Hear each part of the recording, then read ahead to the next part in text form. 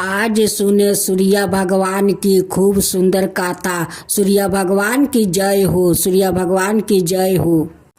किसी गांव में एक गिरी नाम का ब्राह्मण अपना पत्नी के साथ रहा करते थे।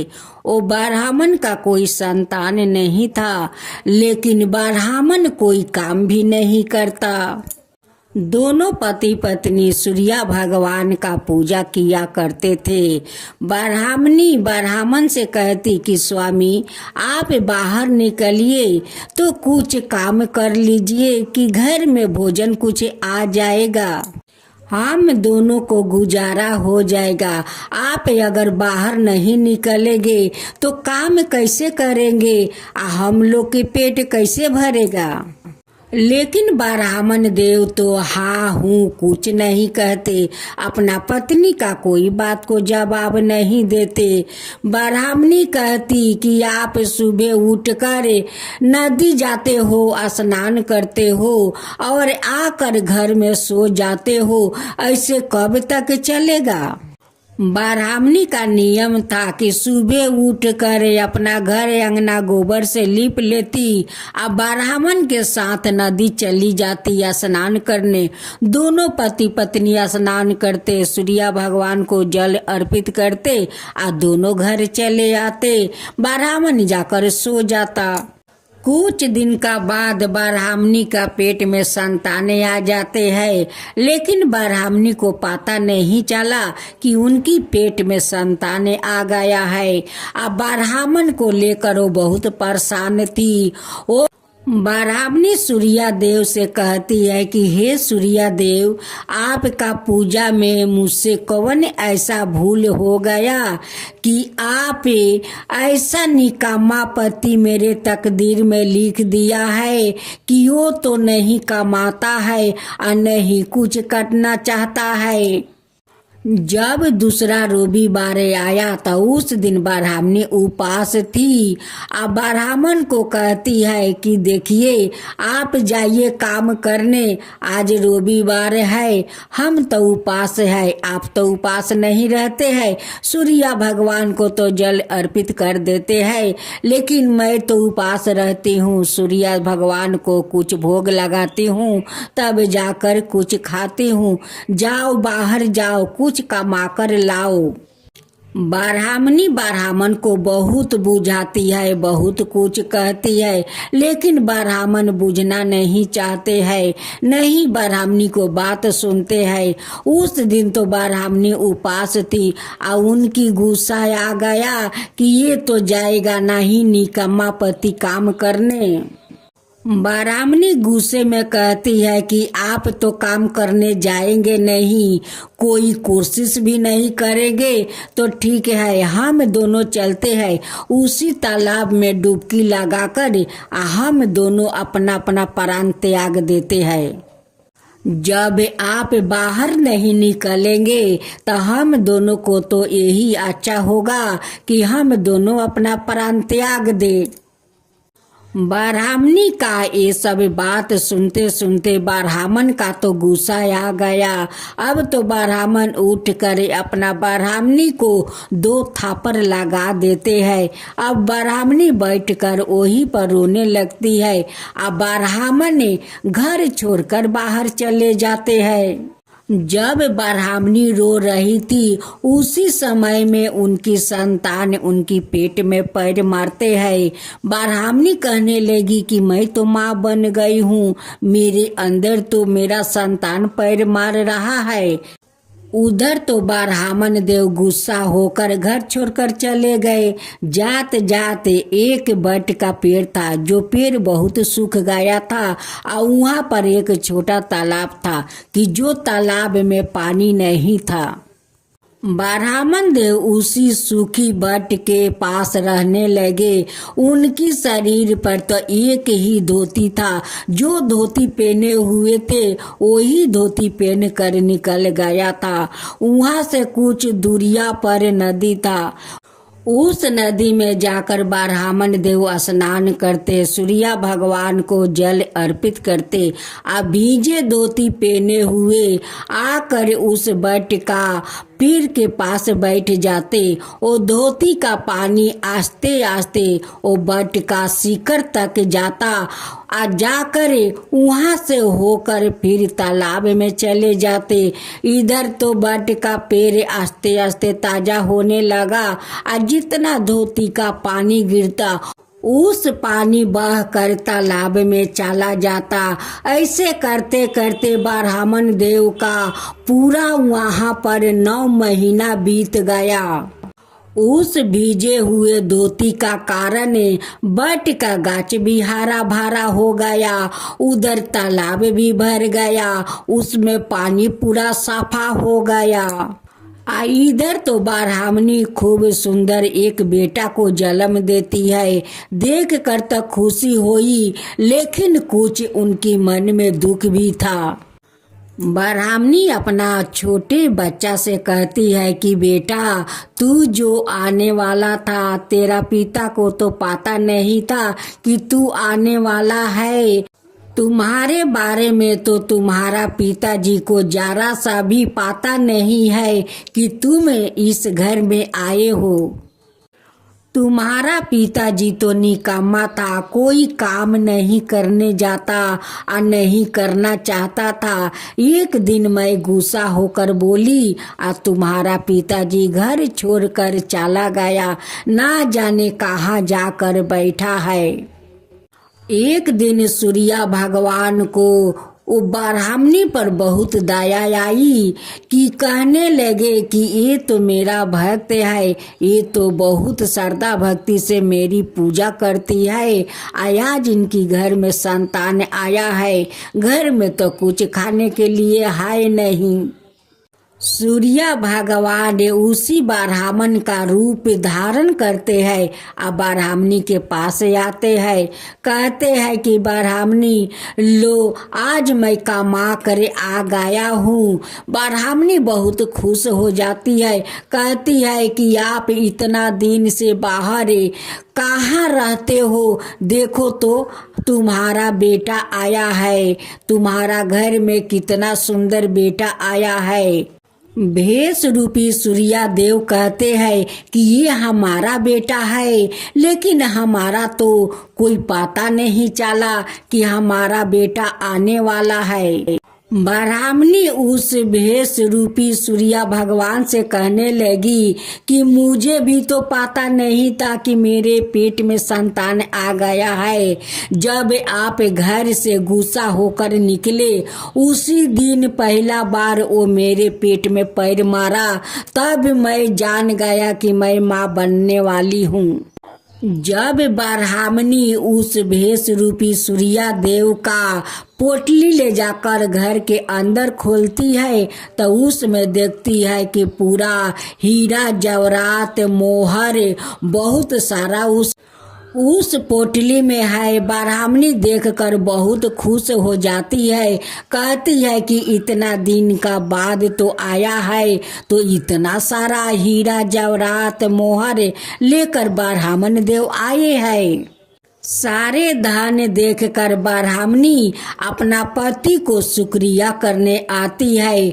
उस समय तो सूर्य भगवान अंतर ध्यान हो गए थे, अब किसको वो शुक्रिया करेगी। कहने लगी कि अभी अभी तो ब्राह्मण देव यही थे, कहाँ चले गए। उधर ब्राह्मण देव उसी बट के पेड़ के पास बैठकर बहुत चिंता कर रहे थे कि मैं तो गुस्सा होकर घर छोड़कर आ गया हूँ, वहाँ पर ना जाने की ब्राह्मणी कैसी होगी, क्या करती होगी। अब तो ब्राह्मण देव बहुत चिंता करने लगे। सूर्य देव से कहते हैं कि हे सूर्य देव, आप ही मेरा पत्नी को रक्षा करिएगा, मैं तो गुस्सा होकर घर छोड़कर आ गया हूँ। ब्राह्मण को चिंतित देखकर सूर्य भगवान ब्राह्मण के सामने प्रकट होते हैं और कहते हैं कि हे ब्राह्मण देव, मैं तो आप पर बहुत प्रसन्न हूँ, आपका श्रद्धा भक्ति देखकर बहुत प्रसन्न हूँ। आज आपके कारण देखिए इस बट का पेड़ हरा भरा हो गया है, इस तालाब में पानी भर गया है, इस तालाब का पानी कितना सफैया है आपके कारण हे ब्राह्मण देव। मैं तो आप पर बहुत प्रसन्न हूँ, बहुत प्रसन्न हूँ। आप जो चाहे मुझसे मांगिए। ब्राह्मण देव सूर्य भगवान से हाथ जोड़कर कहते हैं कि भगवान, मैं आपसे क्या मांगूं, किसके लिए मांगूं? जिसके लिए मांगना था उसे तो मैं छोड़कर गुस्सा में होकर यहाँ आकर बैठा हूँ। मैं किसके लिए मांगूं भगवान? उसी के लिए मांग लो ब्राह्मण देव, जिसके लिए आप मुझसे कह रहे थे कि हे सूर्य देव, मैं तो गुस्सा में चले आया हूँ, आप मेरे पत्नी को रक्षा कीजिए। उसी के लिए मांग लो और अपना संतान के लिए मांग लो। ब्राह्मण देव कहने लगे कि भगवान, हमारा तो अभी तक कोई संतान नहीं है, मैं किसके लिए मांगूं? सूर्य भगवान कहने लगे कि ब्राह्मण देव, आपका घर में संतान आ चुका है। जब आप गुस्से से होकर घर छोड़कर आया था उस समय आपका पत्नी के पेट में वो पल रहा था। ब्राह्मण देव सूर्य भगवान से कहते हैं कि भगवान, मैं आपसे क्या मांगूं? आपका जो इच्छा हो वही आप मुझे दे दीजिए। सूर्य भगवान अपना घोड़ा का एक लगाम उस ब्राह्मण को दे देते हैं और कहते हैं कि देखो ब्राह्मण देव, ये मेरा 7 घोड़ा का लगाम है, इस लगाम को ले जाओ, तुम्हारा सारा कष्ट दूर हो जाएगा, कभी तुम्हारा तकलीफ नहीं होगा। लगाम देकर सूर्य भगवान अंतर ध्यान हो जाते हैं और जब ब्राह्मण देव अपना घर जाते हैं, अपना बेटा को देखते हैं तो बहुत खुश हो जाते हैं, बहुत खुश। कहने लगे कि ये हमारा बेटा है, ये आपका ही तो बेटा है। आप तो थोड़ा देर पहले आए थे इतना सारा हीरा जवाहरात मोहर लेकर, आपको इतना सारा धन कहाँ मिला? ये तो लगता है कि हमारा बेटा भाग्यशाली है, हमारा बेटा को आते आते आपको इतना सारा धन मिल गया कि कभी इतना धन हम लोग देखा नहीं। ब्राह्मणी का बात सुनकर ब्राह्मण देव बहुत आश्चर्यचकित हो जाते हैं। कहते हैं कि मैं तो कभी आया नहीं, मैं तो 9 महीना के बाद अभी अभी आया हूँ, इसका पहले तो मैं आया नहीं, अब मैं इतना सारा धन दौलत तो लाया नहीं। ब्राह्मण देव अपना बेटे को देखकर इतना खुशी में उलझ गए कि सूर्य भगवान के बारे में अपना पत्नी से बता नहीं पाए। ब्राह्मण देव कहने लगे कि नहीं नहीं, मैं ये सारे धन नहीं लाया हूँ। ब्राह्मणी कहने लगी कि आप ही तो लाए थे। अब तो ब्राह्मण देव का संदेह होने लगा कि मैं 9 महीना बाहर था और 9 महीना मेरे पत्नी गैर मर्द के साथ रहती थी, उन्हीं के हो ना हो उन्हीं के संतान होगा। अब तो उन पर संदेह करने लगा। ब्राह्मणी कहने लगी कि देखिए स्वामी, आप मुझ पर संदेह नहीं कर सकते हैं, ये आपका संतान है। मैं सूर्य भगवान का श्रद्धा भक्ति से पूजा करती हूँ, मैं झूठ नहीं बोलती हूँ। अगर आपको मेरे बात पर विश्वास ना हो तो मैं सूर्य भगवान को कसम खाकर कहती हूँ कि ये आपका संतान है। मैं कभी गैर मर्द पर ताका भी नहीं। जब ब्राह्मण देव अपना पत्नी पर संदेह करने लगे, अब तो सूर्य भगवान देखते हैं कि इनकी संसार तो बिखर जाएगा, इनकी पत्नी तो गंगा जैसी पवित्र है। उसी समय सूर्य भगवान वहाँ प्रकट होते हैं और कहते हैं कि ब्राह्मण देव, आप अपना पत्नी पर संदेह करते हैं, आपका तो पत्नी गंगा जैसी पवित्र है, वो गंगा है, आपका पत्नी में कोई खोट नहीं है, ये आपका संतान है। ब्राह्मण और ब्राह्मणी सूर्य भगवान का सर झुकाकर प्रणाम करते हैं, कहते हैं कि भगवान मुझे माफ़ कर दीजिए, माफ़ कर दीजिए, मैं अपना पत्नी पर संदेह किया, आप आकर मुझे समझाया भगवान, आप समझाया, नहीं तो मैं तो अपना पत्नी पर संदेह कर लिया था। सूर्य भगवान दोनों को अखंड सौभाग्यवती रहने के आशीर्वाद देकर अंतर ध्यान हो जाते हैं। ब्राह्मण का घर में तो सूर्य भगवान साक्षात अपना हाथ से इतना सारा धन दौलत दिया, इतना धन दौलत दिया, घोड़ा का लगाम दिया कि ब्राह्मण तो करोड़पति बन गया, राजा महाराजा बन गया। हे सूर्य भगवान, आप जैसे उस ब्राह्मण को आप राजा बनाया, वैसे सब कोई को बनाना और सबका ऊपर कृपा करना। हे सूर्य भगवान, सबका ऊपर कृपा करना। सूर्य भगवान की जय हो, सूर्य भगवान की जय।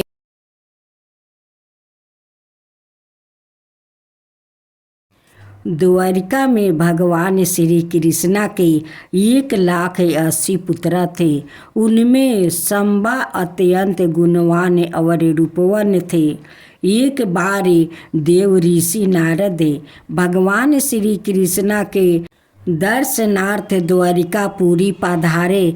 उन्होंने देख कर सभी यादव कुमारों ने प्रणाम करके उनका सम्मान किया, किंतु शंभा ने अपने सुंदर के गर्भ से उन्हें प्रणाम नहीं किया, अपितु उनकी वेशभूषा को देखकर हंस पड़े। शंभा का यह अभिनय देव ऋषि को अच्छा नहीं लगा। उन्होंने भगवान श्री कृष्णा से इसकी शिकायत की। दूसरी बार जब देव ऋषि नारद द्वारिका में आए, तब भगवान श्री कृष्णा रानियों के मध्य में बैठे थे।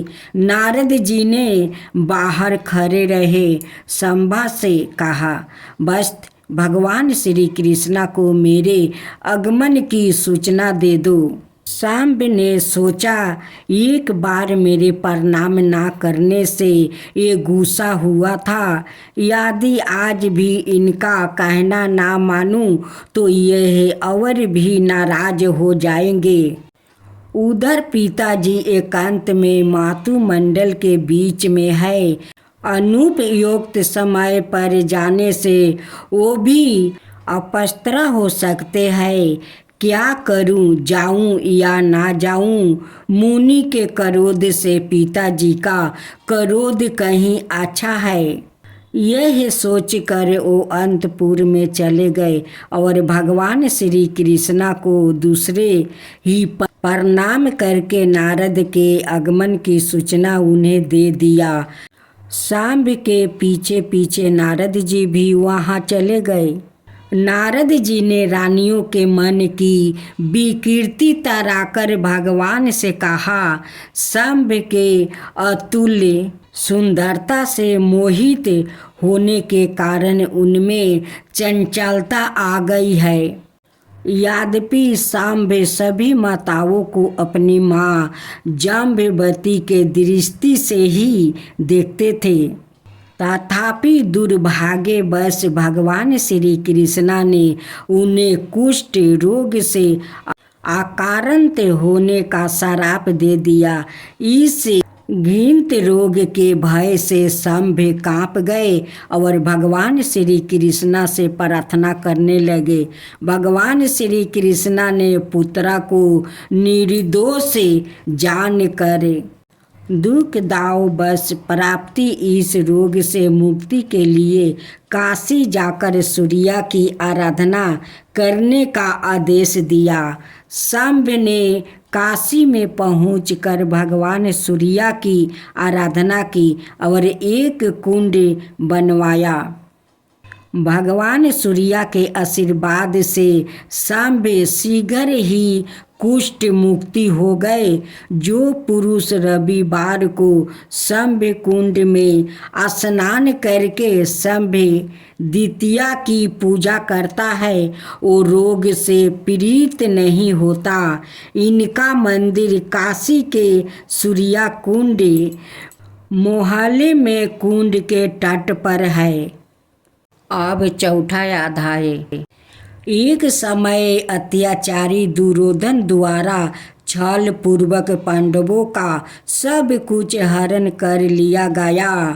महाबलशाली पांचों पांडवों द्रौपदी सहित वन वन भटकने के लिए बाधाए हो गए।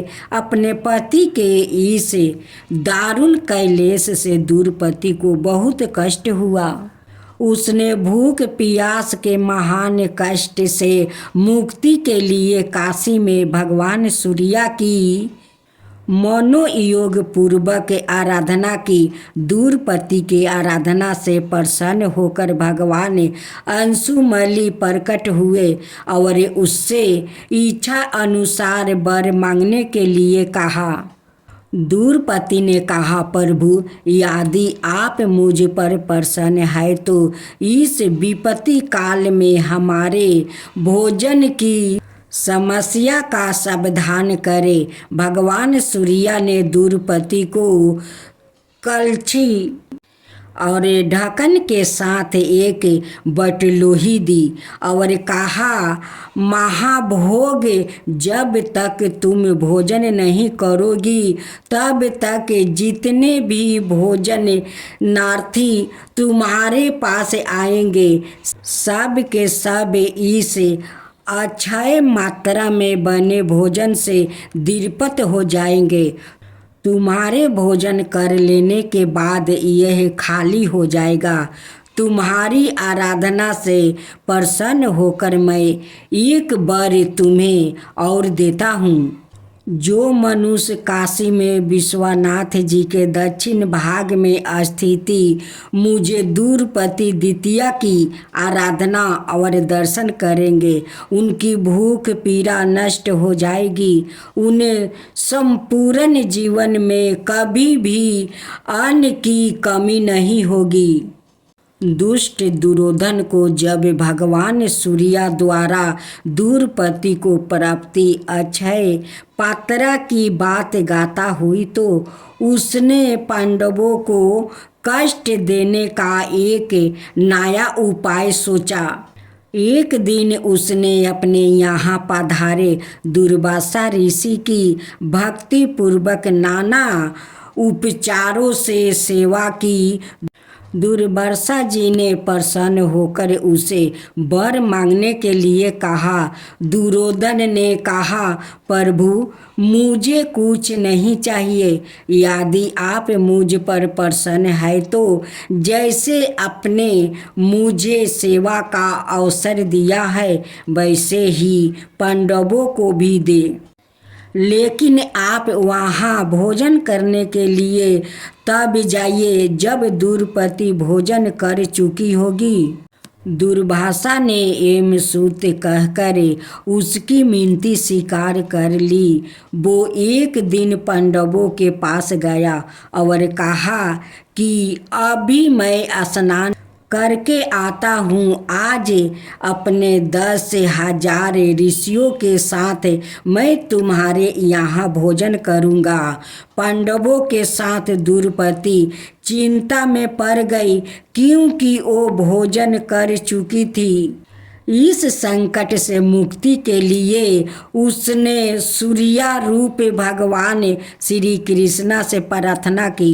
भगवान श्री कृष्णा ने समय पर पहुंचकर और पात्रा में बाचा हुआ साग का एक पाता खाकर त्रिलोक को तृप्त कर दिया और दुर्वासा के कोप से पांडवों की रक्षा की।